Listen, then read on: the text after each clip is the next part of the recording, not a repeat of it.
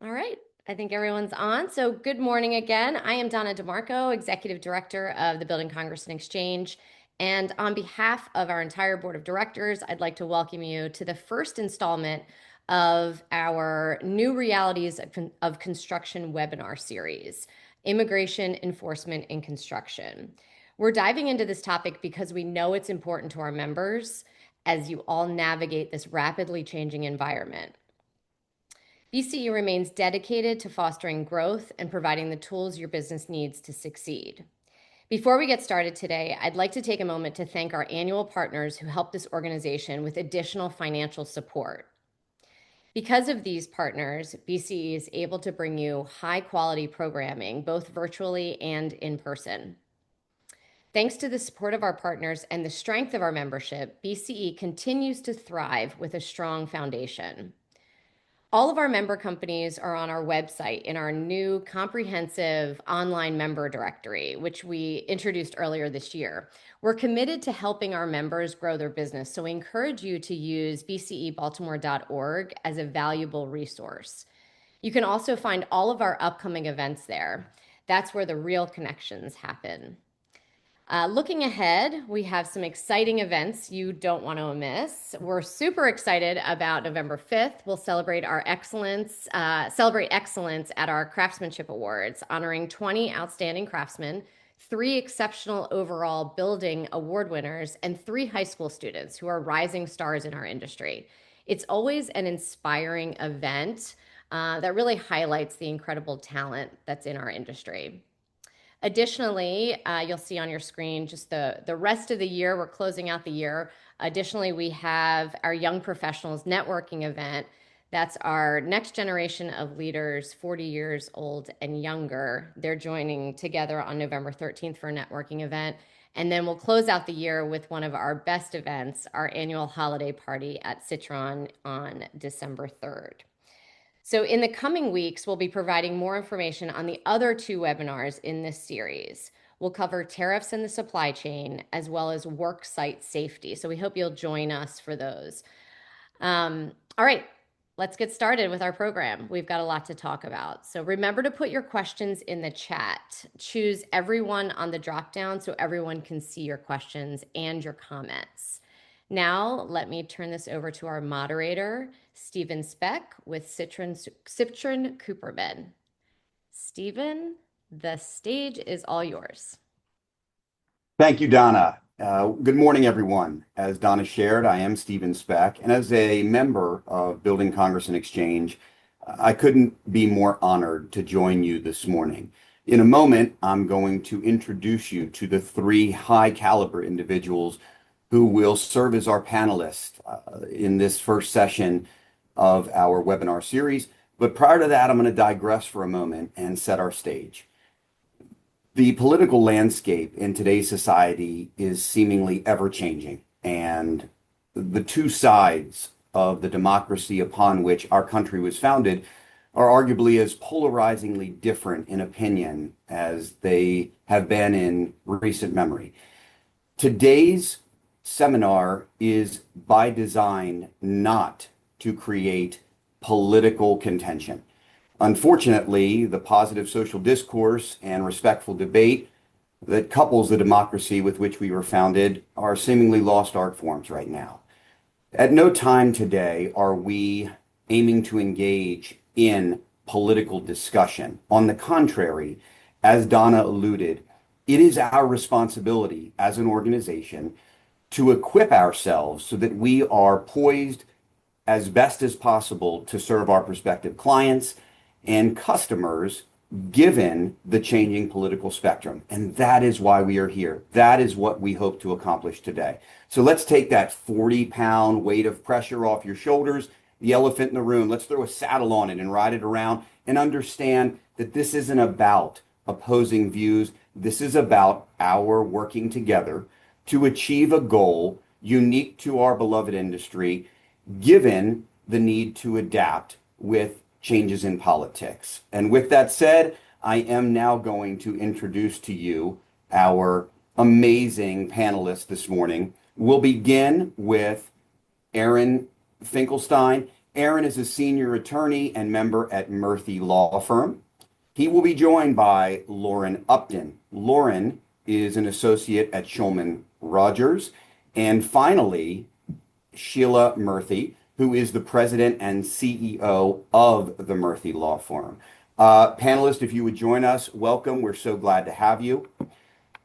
The first portion of our webinar will allow these three fine individuals to share a bit of background about themselves and knowledge base that they possess relevant to our topic today. What we're hoping is from that will blossom a bit of organic conversation and dialogue. Once that concludes, I'll rejoin you and we'll dive into some Q&A. Now, I'll say before we arrive there, I do have a collection of substantial questions that I can offer, but as Donna suggested, we would love it if you offered input in the chat from which we can draw, because the objective of each of these installments is to make this as relevant to each of you as possible. So there's going to be no greater return than questions you have for the panelists yourselves. With that, I'll take no more time. I'm going to turn it over to you, Aaron, to begin sharing with the group, and I'll rejoin you in a bit. Thank you so very much. Aaron, you're on mute. Thank you very much. And I'm very excited also. I believe this is the first time I'm ever going to be riding an elephant around the room, and I hope that I can manage the journey. So we're looking at, to start with, we have to look at what's changed. So what I'm going to do is just lay the foundation or set the table, and then I'm going to look for Lauren and for Sheila to help kind of go more granular and to give more practical suggestions for how to, so to speak, deal as HR, as company executives, as owners with the current landscape. So let's start with what's changed. Under Immigration and Nationality Act, which and its implementing regulations, which are 8 CFR, 20 CFR, those regulations in that act, it is the one that requires employers to identify individuals and the fact that they're authorized to work, regardless of their nationality or citizenship. So that's the key point, and those are the basis for I-9 and E-Verify, the requirements that employers have to live under. Now, in fact, no new regulation, no new laws have changed, no new statutes have changed, nothing has passed. However, there are some administrative rules that have changed, and the administrative rules are what's impacting what we're looking at today. So what rules have changed? Well, as of September 5th, the DHS, or Department of Homeland Security, they released a final rule with an extremely long title: Codification of Certification, U.S. Citizenship and Immigration Services, Law Enforcement Authorities. This title, it took effect immediately the next day. And what it did was it delegated law enforcement powers to the director of USCIS and created a new class of USCIS law enforcement officers, which are now called special agents. Now, this is a big deal because prior to this rule, USCIS focused only on benefits adjudication, while enforcement was primarily with Immigration Custom Enforcement, ICE, and with CBP, Customs and Border Protection. As a matter of fact, prior to USCIS, Legacy INS, which I remember going back all the way to 1997, everything was about benefits. INS, Immigration Nationality Services, and USCIS, United States Citizen and Immigration Services. Everything was about service. Now everything is about service and enforcement. And they did this through a delegation. DHS delegated enforcement authority. So USCIS now shares enforcement authority, and it's comparable to ICE and to CBP. Now, USCIS always had a division or a subsection within them that was called FDNS, the Fraud Detection and Nationality Security System. This FDNS now has empowerment to issue and execute search warrants, to conduct arrests, and to do removal warrants in the proper context. Practically, how is this going to impact everything?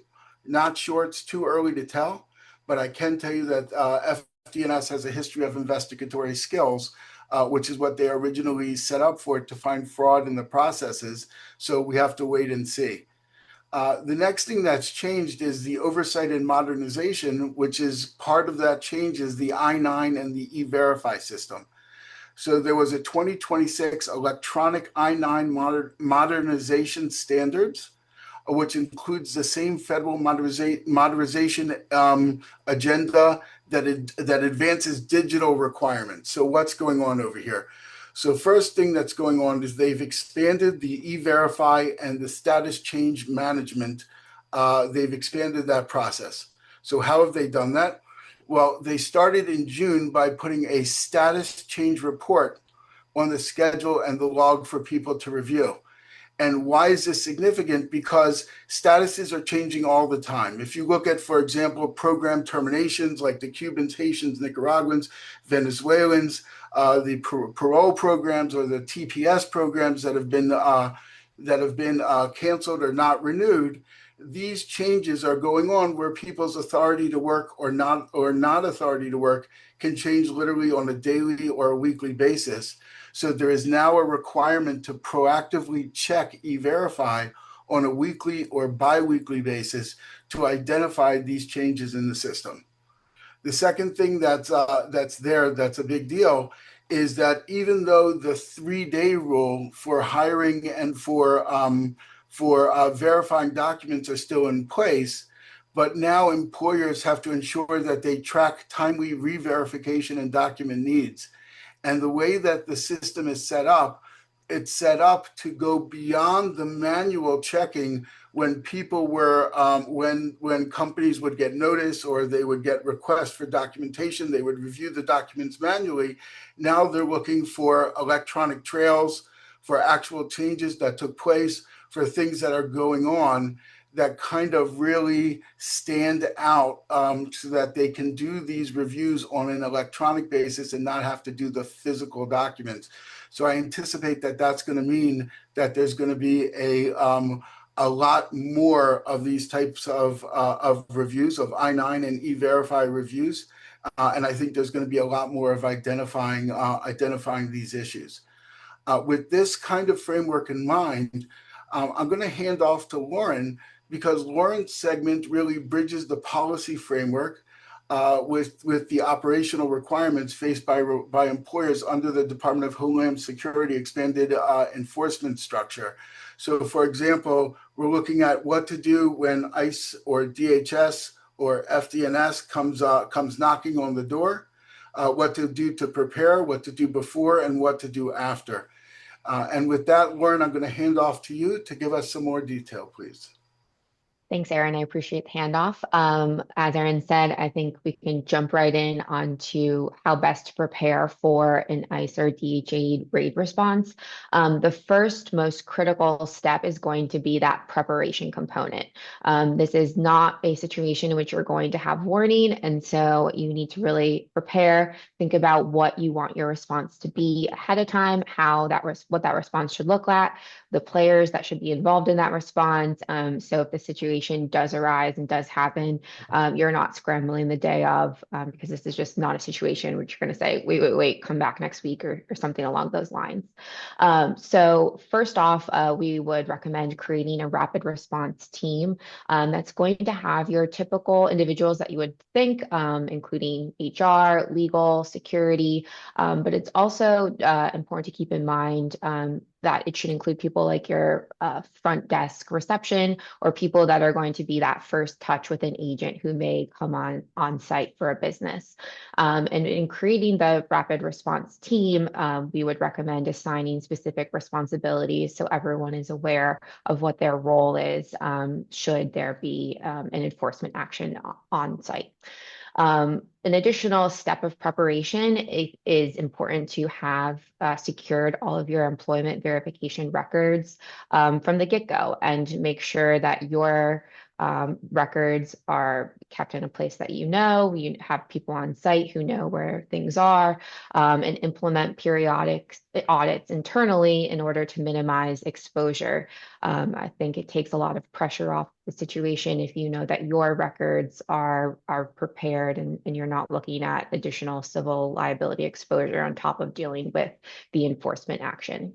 Another aspect of preparation is ensuring that your public spaces and non-public spaces are secured. And there is a legal distinction, and we'll get into that shortly on what that means. But you don't want to have just in your mind what you consider to be non-public spaces. You want to actually secure those with locked doors or post restricted access signs, things of that nature to make sure you're actually delineating the two spaces. Like I said, you want to ensure your reception staff or people who may be the first touch with an ICE agent know how to respond, the right people to call, as well as the basics between understanding what a judicial warrant is versus what a administrative subpoena or warrant may be, and how to act accordingly.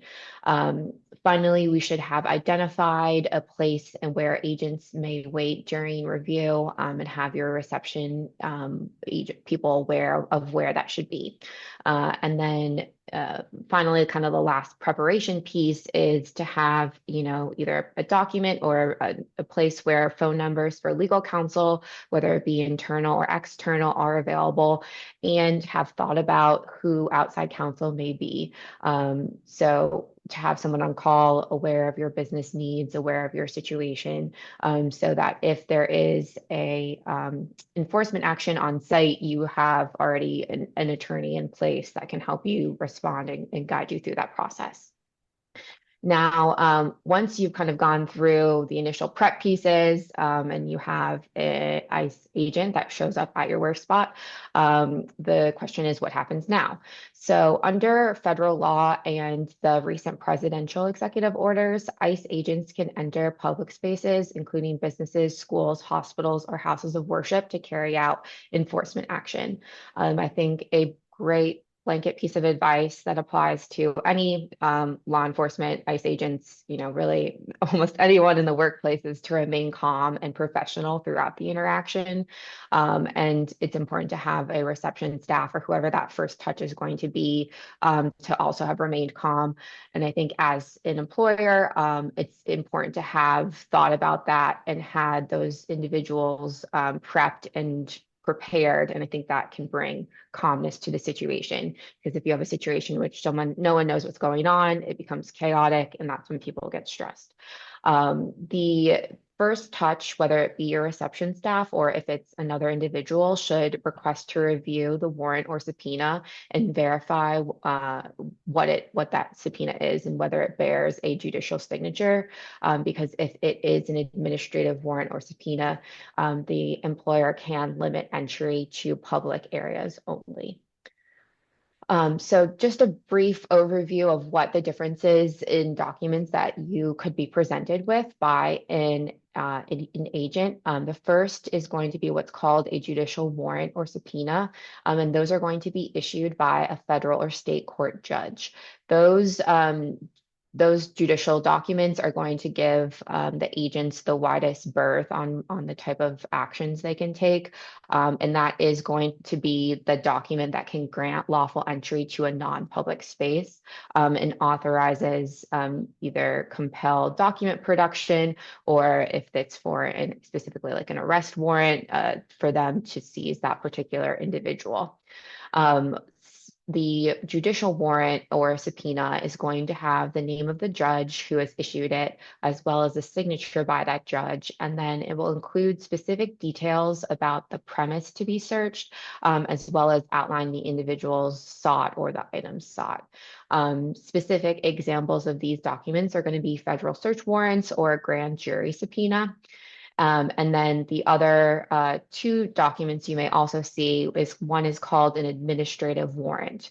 The administrative warrants are issued by an agency such as ICE, CBP, or an immigration judge. And this document permits civil arrest only and is not an authorization for entry into those non-public spaces. And so that's going to be treated a little bit differently than how you would likely treat a judicial warrant or subpoena. Examples of the administrative warrant are the ICE Form I-200 as well as I-205. And then the last category is an administrative subpoena, which is going to be typically issued by DHS agency officials and requests specific records for inspection and is enforceable only through federal court order if it is contested. And I think that specifically is something that you could use outside counsel or in-house counsel to walk through the pros and cons of contesting. And an example of that is going to be an ICE Form I-138. So as I said, the judicial documents are the ones that are going to authorize the agents into private work areas. So the key is to have someone who's reviewing the document that understands the distinctions. If you are working with outside counsel or any of the firms like our firm or Sheila's firm who may be able to come up with a rapid response plan, one of the things we'll focus on is really making sure that the right people understand the difference between these documents. After you've done kind of the initial intake with the document that is presented by the agents, you want to assign a company representative to observe and document agent movements. Really, this is someone that's going to be following along, is not obstructionist or otherwise interfering, but is someone who's taking down information about what the agent may be looking for, areas they've entered, names, badge numbers, any pieces of information that you can collect and have for your records. As an employer, you do not have to release records beyond what is authorized or requested in the document that has been presented to you. And if there is an expansion in scope of what is requested, then that additional demand should be in writing. As to your employees, you are permitted to remind them of their right to remain silent and to seek representation.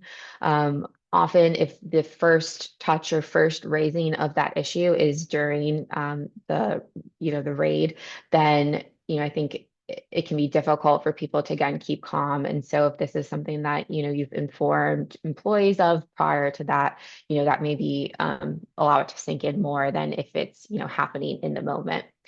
In addition to, while you do not have to overly cooperate, the flip side is, this should not be a situation in which anyone is obstructing officials or hiding employees.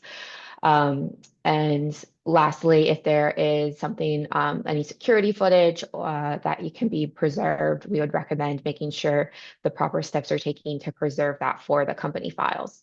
After the raid has happened, we would recommend preparing a detailed incident report, which summarizes a timeline, the various actions taken, and then retain all of that documentation, whether it be warrants, forms, video documentation for 3 years, and decide if this is something, especially if there's additional documentation that needs to be responded to, or items to follow up with, refer that agency communication to internal or external counsel for review.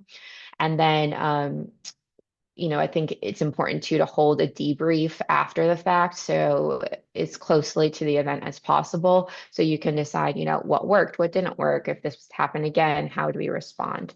And finally, if there is a situation in which employees have been detained by ICE, you want to be able to offer some support and resources for those employees, as well as, I think this highlights the importance of being prepared and having emergency contact information for that employee, updated addresses, updated emails, phone numbers, things of that nature, and so that you can, let someone know the situation that happened, if necessary. So with that, I'm going to turn it over to Sheila. Good morning, everyone. Thank you, Lauren, for sharing your thoughts.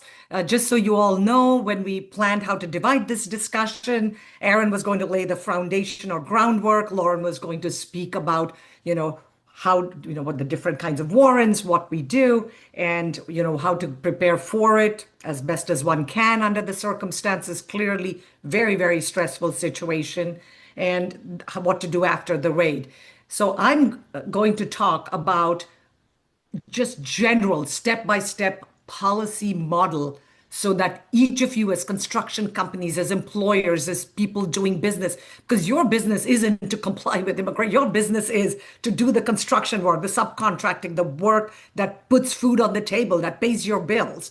But if you do certain things that I'm going to speak about now, hopefully you can focus on your work, and that way you won't be in a panic when something happens, right? So the first acronym that I thought that we love acronyms because it's easier to kind of keep that in mind and remember, okay, what is it? So comply, COMPLY. So what is the C? The C is you check your e-verify weekly or bi-weekly, right? You want to pull status change reports, and that's the new rule effective from June 20th of 2025, which is this year, just a few months ago. You want to confirm all your work authorization renewals.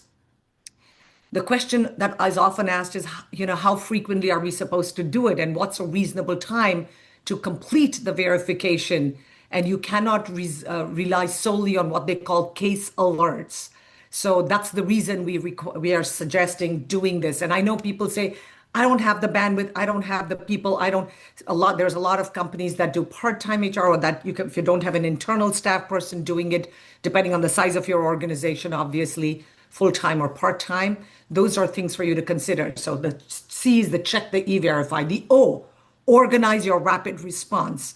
You heard Aaron lay the foundation. You heard Lauren talk about what to do, right? Designate your internal contacts, create alert templates and escalation protocols from the front desk receptionist to whoever is in charge, how employees should behave. Maybe do a drill.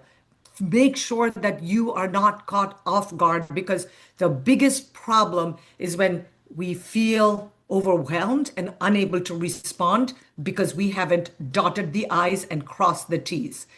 So you want to organize the rapid response. The M stands for mentor and train your managers. Educate the managers on their specific role in re-verification, how to handle the I-9, and when to escalate it to the HR or to your legal team, as we said, internal or external. COMP is proactive communication. Notify employees early of any upcoming expirations of their employment authorization or EAD cards if you have foreign national workers. Clearly explain documentation deadlines, so you're not scrambling the day before it expires and then they have to stop coming into the workplace because they're technically not legally authorized to work on the construction site. After P, the proactive communication, next is link. L, link with your separated staff. So for anybody that has to be terminated, please ensure termination for the lost status and document and clearly communicate in writing, because you don't want to later be dealing with a potential lawsuit for incorrect termination, for any form of discrimination, anything, right? So L is you continue to link, and the Y is, as we say, yield to legal counsel if your risk is unclear, if you find that you have to cease the work, you should consult your internal or external counsel. So ideally, you want to create standardized email templates and checklists, track your expiration dates, complete all re-verification within a reasonable amount of time. So that's as far as the company's comply procedure is concerned, right? The next thing we talk about is how do you communicate with each individual employee? It's called the individual's interaction. So as an employer, you want to COMPLY, comply. With the individual, you want to have a neutral protocol. And again, an acronym might help you to remember some of these ideas. So the neutral really creates the standardized approach for addressing individual authorization issues to prevent the discriminatory practices and to maintain your audit consistency. So the N is notify in writing. Use neutral, factual notification template to say, the authorization is terminated, you cannot come into work. E, explain the re-verification requirements. You want to avoid any legal analysis, just focus on the I-9 standards, right? Use the I-9 supplement B with column A and C. NE, U, use templates. You want to create templates. You don't want to be scurrying around and using, lawyers to draft everything from scratch. Have templates, have systems, have processes. Centralized messaging reduces risks for you all.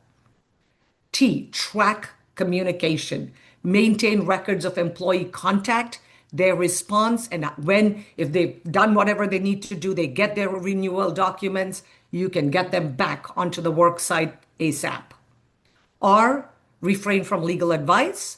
Refer to your external, even if it's nonprofit resources, if there are, whatever the policy is internally, organizations like you just did that you're with right now, including BCE, all of them are valuable resources that could help you to get started. A, act consistently, apply policies uniformly to avoid any bias claims. And L is legally terminate. If no valid evidence of authorization has been produced within that time frame, within the deadline, you have no choice, but you have to terminate employment pursuant to standard company policy. And people usually ask, so how long am I supposed to retain these documents? The general rule is you need to maintain records for 3 years minimum for ICE, Immigration and Customs Enforcement audit purposes.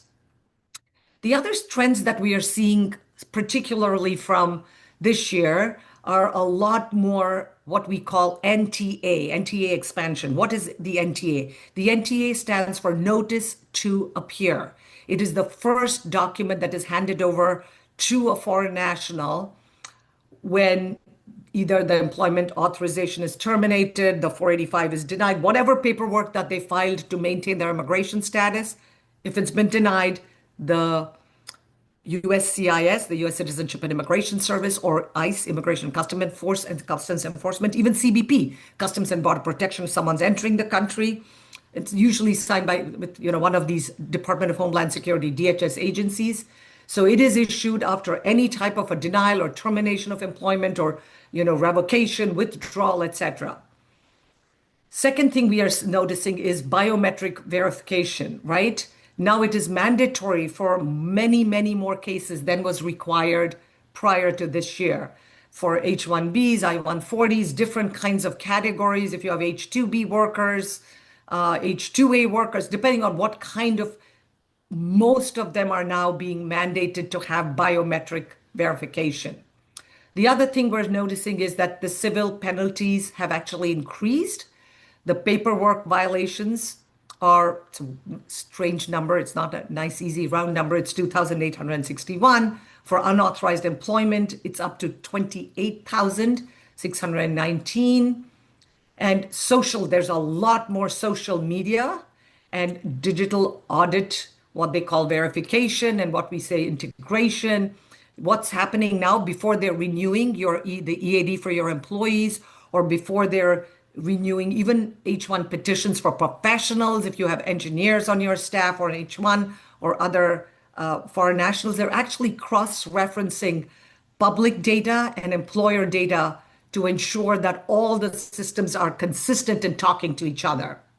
Again, as we said earlier, you need to maintain your audit records for 3 years. And ideally, you want to try to purge records when everything's done, because by holding on to them, sometimes they could come back to haunt you in the future, right? With regard to H-1B and employment compliance verification, you have, I don't know, again, because we're not seeing the audience, how many of you, usually I would ask how many of you are having people in different statuses, but you really want to ensure the start date for employment authorization when it's allowed, when it's based. In some cases, it could be just when you file the application, you're allowed. If you're renewing an EAD, in many cases, if you submit the extension prior to the current expiration, that might give you authorization to continue to work, like in the H-1B context or the H-4 EADs or the 485 EADs, right? For certain categories, there's some grace period allowed. Like for F1s, it's 30 days. If you have students on optional practical training, if it's H1s, now it's 60 days under a change in policy from a few years ago. In almost every case, it is always terminates on the date of what we call the I-94 expiration, and that can be verified online.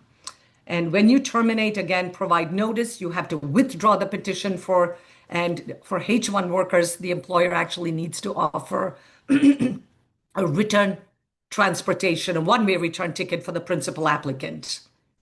I see Steve signed in, which means we are right at the 10-minute mark. I'm just wrapping up in a minute or two. Please do. Termination, you again want to provide notice. Worksite changes, vendors, subject to everything is subject now to expanded. Department of Labor has greater authority. The fraud detection and national security that Aaron mentioned earlier. Again, they're going to have more wage audits. New systems are coming into place for 2026 for next year. And with respect to LCAs, it's a 1 year post separation. And if it's a perm, if you've done green cards for your employees, then it's a 5 year retention requirements. And to wrap it up, the key developments are alien registration reinstatement. Employees are required to update their address with the USCIS within 10 days. It's called the AR11. You have to complete that form. Many people think, and if you remember back after September 11th, they started deporting people who had not just done simple address updates. So sometimes little things can have huge consequences, right? There, as we all have, three of us have just discussed, there's enhanced worksite enforcement. There are 15,000 plus site audits that are anticipated now in the next 6 months.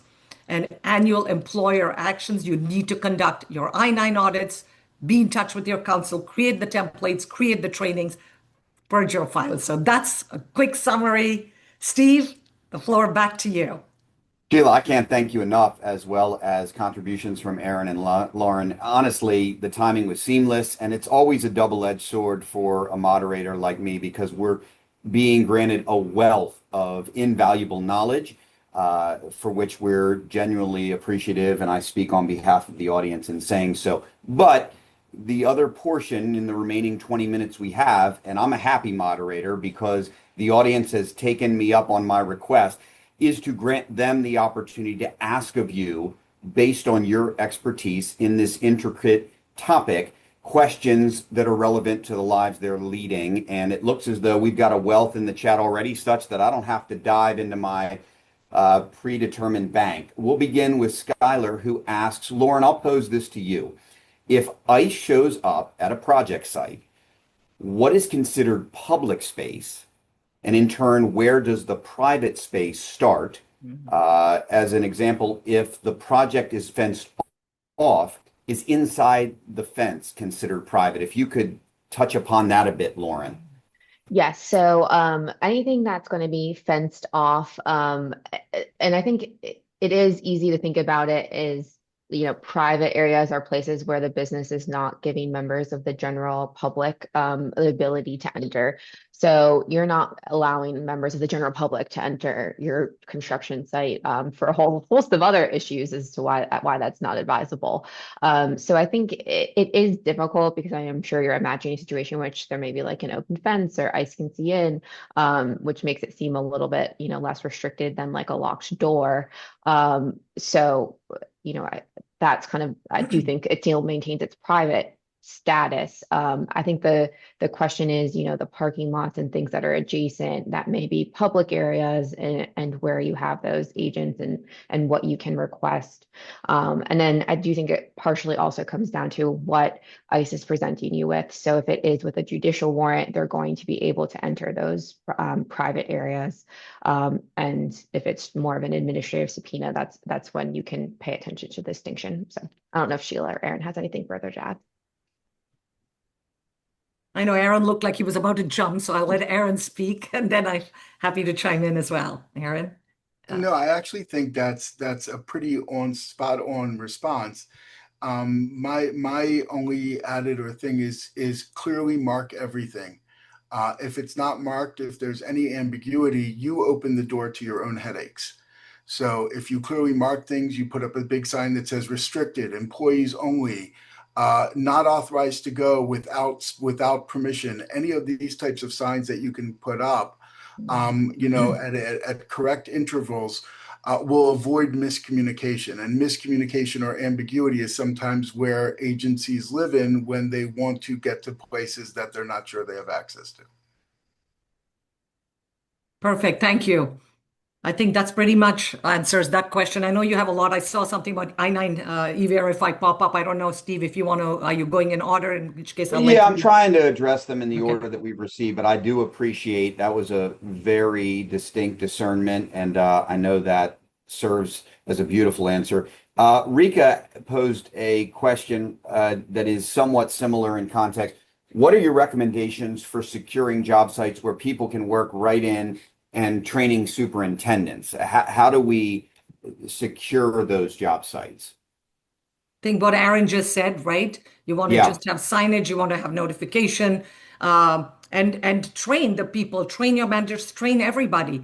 Unless somebody comes in, like Lauren had and Aaron just spoke, unless you have the judicial warrant, you really have absolutely. If you have, and by the way, 9 out of 10 of these audits are not judicial warrants. Majority, an overwhelming majority, are only administrative warrants, if that. They may even be less than an administrative warrant. So you do not have to give anybody permission to enter private sites. And if they, push their way in, you just videotape. I mean, you make sure you're protecting yourself. Because if, like, well, like we alluded to earlier, if they get hurt, if something goes wrong, they chose to break the law and they're going to pay for it. And you need to have dot your I's and cross your T's. Aaron, you look like you're ready to jump and say something. When you worked with someone for 26 years, I just look at their face and I know he's like dying to say something. Yeah, putting armed guards in front of places does not help, and it only leads to problems. Signage is better because if you have clear signs, if you have clear things that are established, and then they go where they're not supposed to, that's for the lawyers to fight at that point in time. And that's the way the system works. You say these are private, don't go there. Big guys with guns walking into places and saying, "No, I'm allowed to go." I mean, what are you going to do? This is not the time and the place. You note down that you had signs, you note down that they were secure areas, you note down that they were not open to the public, and then the lawyers have to fight the fight. That's what lawyers are for. So when you're saying how do you secure it, if you lock the door, it's fine. If you have a chain on the fence, it's fine. If you do something like that, but the last thing that you want to do is escalate it to where it escalates to a funny place. I think that anything that escalates to a funny place, you contact the lawyer, you contact somebody from Lauren did a great job of pointing out having, your prep work in place. So you grab your contact list, you call your people, you get people down there.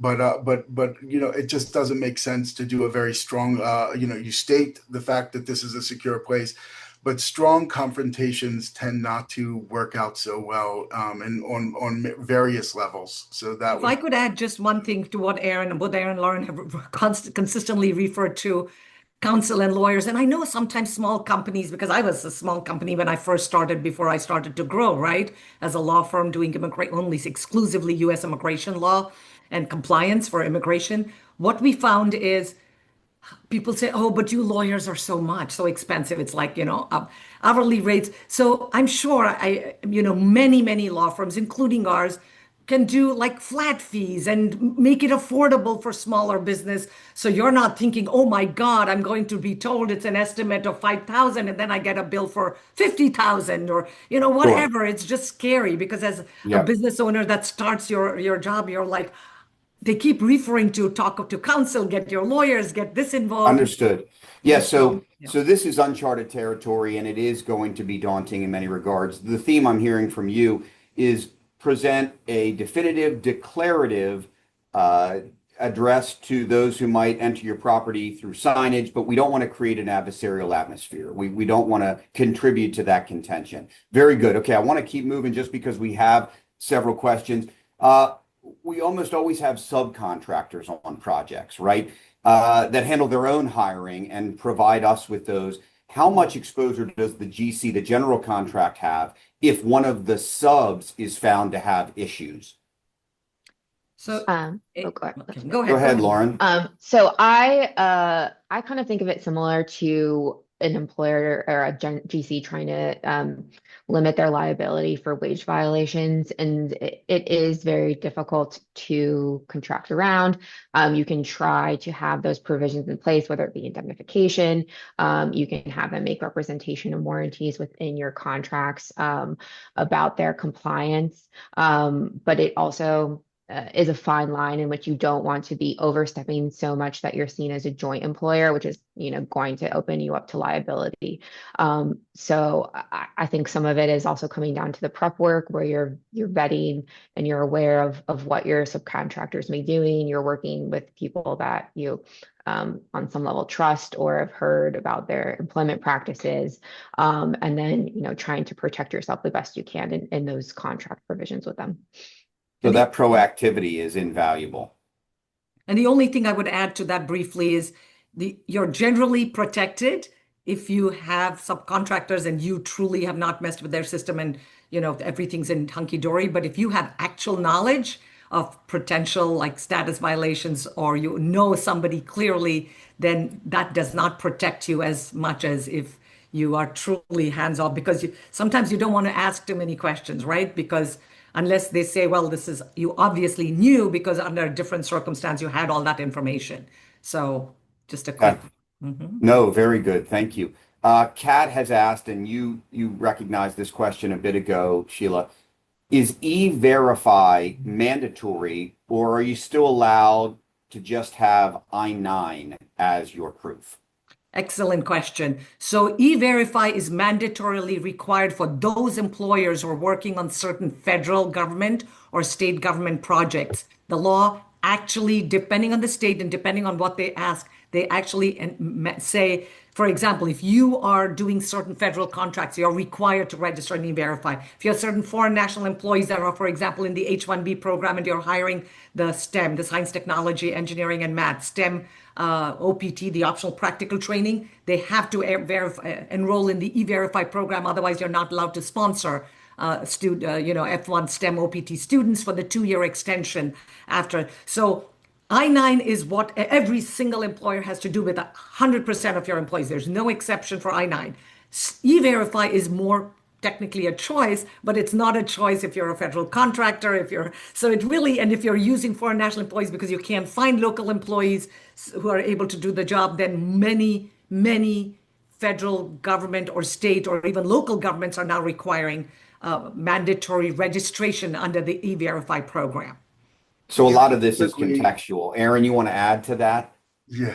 No, I agree with everything she was saying. Just as of October 2025, you've got like 5 states that have made it mandatory. Florida did it in July this year. Iowa, Oklahoma, Illinois, and New York have made it all mandatory for E-Verify. Everything else, it's voluntary, and as she was saying, except if you're working with federal contractors or things along those lines, that they may be mandatory. But right now, 5 states have made it mandatory. We have to see how it goes. No, thank you for adding that clarification. Folks, I want to pause long enough to say we're being granted a whole lot of valuable information in a little bit of time. I don't want anyone in the audience to feel anxious about being redundant, right? That's one of the best ways in which we can affirm this info in our knowledge acquisition is to hear it repeatedly. So if you have a question, don't be afraid if we've already covered it. Let's return and rinse and repeat. John has asked, you have recommended training and documentation of that training. Does that get us any leniency if there is an issue? If we can show that we are really trying to comply. So let's spin this as a positive tip. Is there any sort of merit to being the good guy in this crusade? Are there any incentives offered? In general, go ahead, Aaron. So I'm sorry. I don't know why I keep stepping on people. Apologies to you all. Yeah. In general, the short answer is yes. If you're a willful violator, somebody who's just willfully going all over the place and doing whatever you want, or reckless disregard for what the rules are. In other words, I'm not deliberately violating the laws. I'm just ignoring them because I'm focusing on my core business. That type of stuff can come back and bite you, because not only will your non-compliance be an issue, but also the fact that you didn't try, that you didn't make an effort to show that you had a good faith effort with the government. There used to be there is something, I don't know if you know that that Sonny Bono was in Congress. Did you guys ever know that? Yeah. And when he was in Congress, he put out an amendment called the Sonny Bono Amendment. I remember it. And it was funny because what he said is, he said, primarily he also owned restaurants apparently, and apparently he was terrible with paperwork, and he would get into trouble with I-9s all the time. So he said, look, if you make a good faith effort to do what you're supposed to do, but you're not in the paperwork business, you're not in the I-9 business, you're not in the compliance business, you're trying your best, and it can clearly be seen that you're trying your best, then especially for first offenses and things along those lines, you will get a more lenient look when they go through it. So the short answer is yes, and it's worth doing. We used to do a compliance seminar, like at Murphy Law Firm, and we'd actually give a certificate that said this person sat through this and went through A, B, C, D, E, F, G, and we'd have that whole thing. And if there was a time that they were rated, or if they did get audited, or if there was a demand, we would include that they made every effort to comply, and the things that they have are, technical violations in nature, not substantive. And we did see that it would be helpful. Okay, thank you, Aaron. We're coming down the home stretch here. I'd like to squeeze in one more question, and this is again in the spirit of proactivity, twofold. Let's talk about the difference between smaller and larger companies. Sheila, you briefly touched upon it. Don't possess the bandwidth, don't possess the HR resources, and in general, whether it's a small or a larger firm, what steps can we be taking to advocate for clearer or more workable compliance pathways while avoiding political entanglement? So I threw a bit of a two-parter there, but just in general, some parting pointers for companies to try to get ahead of this, for lack of a better term. So as we all spoke, right? So you want to comply, you want to be neutral, you want to have your ducks in a row, you want to use templates, you want to train your staff. You really want to simply, if I'm not sure, I think you all said that you're going to make the seminar available if they want to listen to it over and over again, or if there's some people who couldn't attend this morning are able to listen to it afterwards. Because basically, if you have processes and systems, you've trained your receptionist, you've trained your front desk personnel, people understand, okay, this is what happens, so there's no panic. This is how we can be proactive. Here's the template. First, double check if it's a judicial warrant, an administrative subpoena. Check, check, and knowledge is power.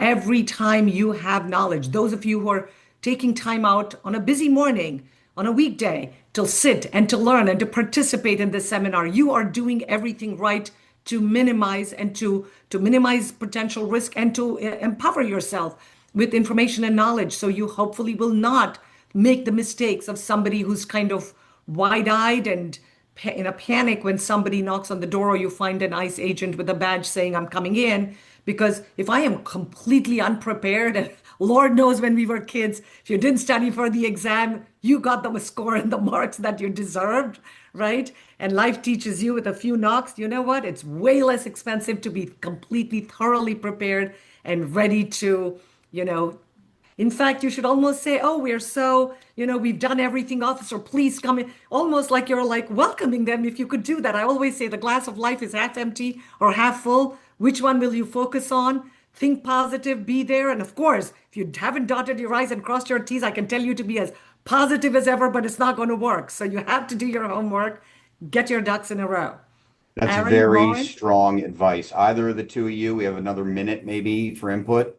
I think a great resource are law firm websites. I think people put out legal alerts. I know, like my firm, if you sign up for e-alerts, you can get, our employment law updates, and that's going to kind of give you in your email a synopsis of laws that change. And that can be something that you look at it, you say, I have a question on that, and you need to follow up with legal counsel. So I think that law firm websites are actually great resources, as well as certain public interest organizations, and that's a great free resource of a lot of this information. It's not going to give you the specifics to yours if you have a more complex situation, but I think that's going to get you a good starting point. And then I think the other place to lean on is trade and industry groups, especially if you're looking for that advocacy piece. Instead of, I think it's a lot less daunting if there is a policy that you want to see changed, or have some ideas about how things should be, going to those industry groups that have a large, more collective voice. I think that's more impactful than, sticking your neck out there, or if it's more daunting for you to do that yourself. If I could just add 1 second, I know we're running short on time. I see Aaron was more smart about having the Murthy.com, Murthy Law Firm, similar to what Lauren just mentioned. We have weekly newsletters, 100% free. You never have to be a client. It's yours, it's for free. We have a forum which has 150,000 active participants. We've been sending out these newsletters for 31 years. It's immigration only, US. And we have seminars, webinars, the works. Like Lauren was saying, many law firms do it. And some people say, why are you putting out all this information? 99% of the people will never hire you. I don't care. When I needed the advice over 35 years ago, and I had no lawyer and couldn't afford a whole lot of money back then starting out, knowledge is power, as I said earlier. So take advantage of these free resources. They will empower you, they will educate you, they will enlighten you, they will give you peace of mind. And all of that is free. Free weekly seminars, webinars, podcasts, newsletters. Just go to murthy.com. We have it. We link, if there's more information on the government websites, we'll actually link uscis.gov, ice.gov. We will share it so you don't have to. And by the way, you don't have to learn everything. We just share like quick summaries so that you at least know what's going on out there that could impact or affect you and your business. Thank you so much, Sheila. And I'll use that as a segue to close our time together. I can't thank the three of you enough for imparting this wisdom. Knowledge acquisition is always the first step in better equipping ourselves to confront what we face. I thank you as our audience. The strength of any networking conglomerate, much like ours, is derived solely from member participation. So we are providing this for you, but your partaking in it is what makes the BC&E great. We encourage you to join us for the next two installments. As Donna mentioned, this has been recorded. Whole lot in a little bit of time. I had shared, revisit and learn, enrich yourselves, enhance so that you're better for the clients you serve. As always, I thank you for joining us and for honoring me with this role this morning, and we wish you the absolute best in the week ahead. Thank you all Great. very Thank much. you all. Thank you to BC&D and use their fabulous resources. All the best. God bless. Thank you. Bye-bye.